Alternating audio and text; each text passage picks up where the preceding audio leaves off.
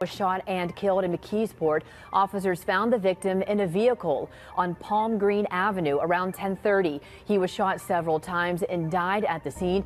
Anyone with information should call Allegheny. Damon Artemis is facing several charges after police say he shot and killed 22-year-old Dylan. Targeted attack on a witness scheduled to testify in his homicide case.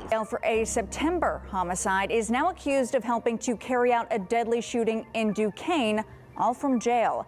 KDK's Chillicothe Adele breaks down the new details this noon. When officers pulled up to the scene, they stepped into pure chaos. Inside the home, they found a woman who had been shot multiple times, and tragically, she didn't make it. A man was also inside, injured from what looked like a gunshot wound. He was rushed to the hospital, and police say he's in stable condition for now. Now, this next part is wild. In this video, we're breaking down the story of one of Pennsylvania's youngest and most feared defendants, a teenager investigators believe is tied to 3 separate homicides in just 7 months. And what makes it even more shocking is that one of those murders reportedly happened while he was already locked up on a different homicide charge. But things get even more twisted.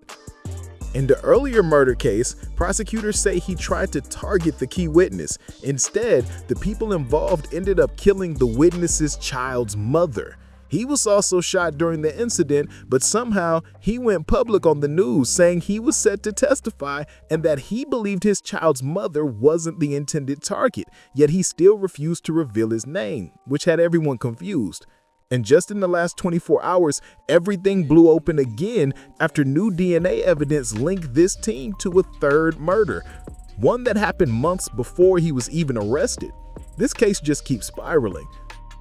Today, we're walking through his full story, breaking down where he's from, laying out every incident in the right order, showing respect to the victims, and trying to understand what pushed this teenager into such extreme violence. This situation is heavy, but the details matter. Before we dive deep, remember this: I'm not here to twist the angle or create a narrative. I'm giving you the story straight up, exactly how the records and reports present it. So make sure you like, comment, and subscribe so we can keep uncovering the truth together, because this one is intense.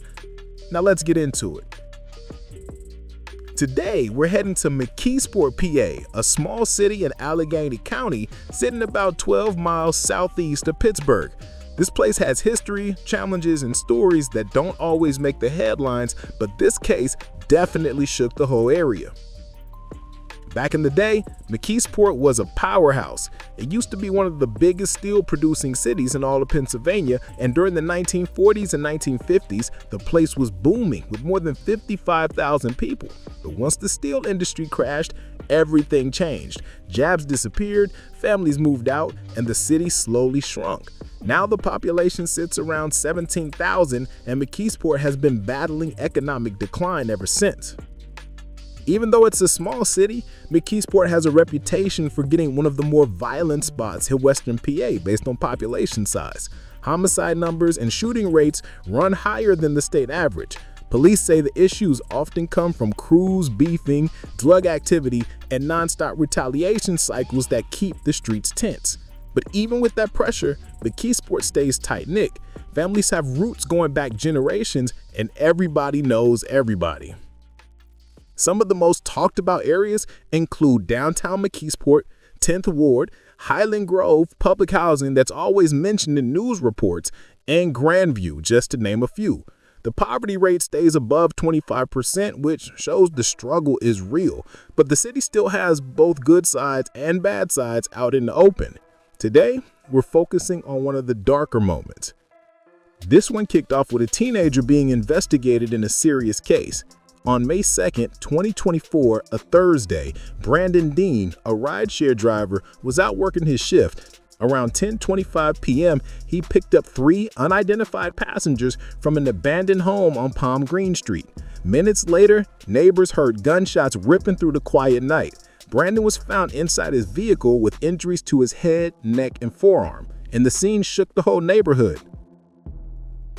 Police found a hat at the location, and months later, that hat turned out to be a major piece of evidence. But at that early stage, investigators still didn't have any suspects named publicly, leaving the community on edge.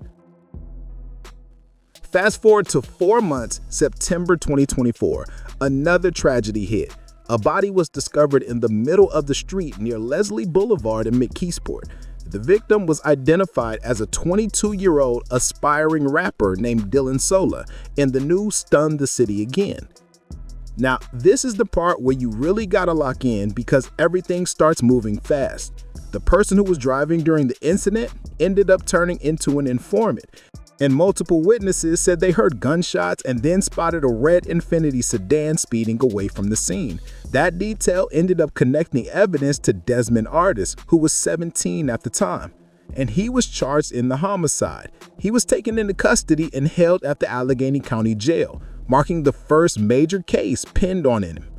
To break it down, the criminal complaint says a witness inside the vehicle told investigators that Artis wanted to buy drugs from Sola. He claimed that as soon as Sola got in the car, they heard a gunshot ring out. It was heartbreaking, and rest in peace to Sola, with love and condolences to his family. But the story didn't cool down. If anything, it exploded. Just 1 month later, on October 4th, 2024, while already incarcerated, authorities said the teenager attempted to target a witness from jail. Investigators reported he made phone calls arranging a hit on someone that was supposed to testify against him, turning the situation into something even more shocking. But here's the tragic twist. The people he reached out to didn't end up targeting the witness. Instead, the person acting as the shooter on the outside was identified as John Perry, 18 years old, and another individual, Nija Hill, who was 23.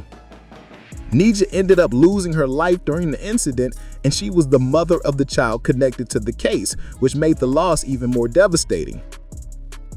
Documents explain that police responded to a double shooting on the 1000 block of Uller Park Avenue. When officers arrived, they found Nija deceased, and her boyfriend was also shot in the arm. He survived and was taken to the hospital, where he told investigators he believed he was being targeted because he was scheduled to testify. The documents reveal he was supposed to take the stand that same week in a homicide case involving Artis. Investigators determined that someone had entered the home through an unlocked window and fired several shots. The man explained the only person who had been at the home the day before was Perry, and Perry was dating his sister, which added another layer of tension to the case. The scene was intense from the moment officers arrived. Police pulled up to the 1000 block of Orchard Park Drive in Duquesne around 2:45 a.m. after getting the call, and what they found was heartbreaking. Inside the home, a woman had been shot multiple times and was already gone when officers reached her. A man was also inside with what looked like a gunshot wound. He was rushed to the hospital, and police say he's in stable condition for now. Investigators explained that no weapon was recovered at the scene, and they strongly believed the shooter was still out there somewhere. The identity of the woman hadn't been released yet, and the whole case was labeled an active investigation.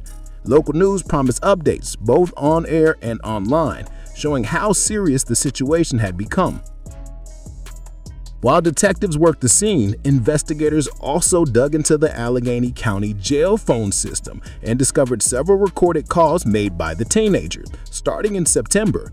According to the investigators, the calls between Artis and Perry were filled with conversations about Artis's homicide case, and Artis believed the individual involved was an informant, which added even more heat to the situation. During one specific call on September 23, 2023, Perry said he would pretend to stay friendly with the man, go to his home, and leave an unlocked window while he was asleep.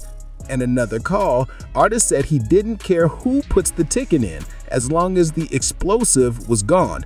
Then he added that after everything was done, they should celebrate with taco shells, which investigators had to explain was slang referring to shell casings. Phone records later showed that Perry's device was at the crime scene at the exact time of the shooting, creating a clear link in the investigation. Court documents stated that Perry was charged with homicide and conspiracy, while Artis faced charges including homicide, attempted homicide, and conspiracy tied to the case. Around this time, things began spreading across social media. And for people who didn't personally know the victim, the truth hit hard. She was a mother of 4 children. Her loss left those kids without their mother, and the community felt the weight of that tragedy deeply. By this point, both teenagers were already in custody, and the case kept getting more unbelievable with every detail that surfaced. A year later, everything circled back in a shocking way. Investigators said that Artis's DNA came up in connection to the very first murder we talked about, the rideshare driver case from May 2024. That discovery placed this teenager at just 17 years old as Alex Lee tied to 3 separate homicides across only 7 months, according to authorities. The weight of that timeline stunned the whole community. As we bring this story together, it's important to honor the people whose lives were lost. Rest in peace to Brandon, 39 years old, a working man out providing rides to take care of his family.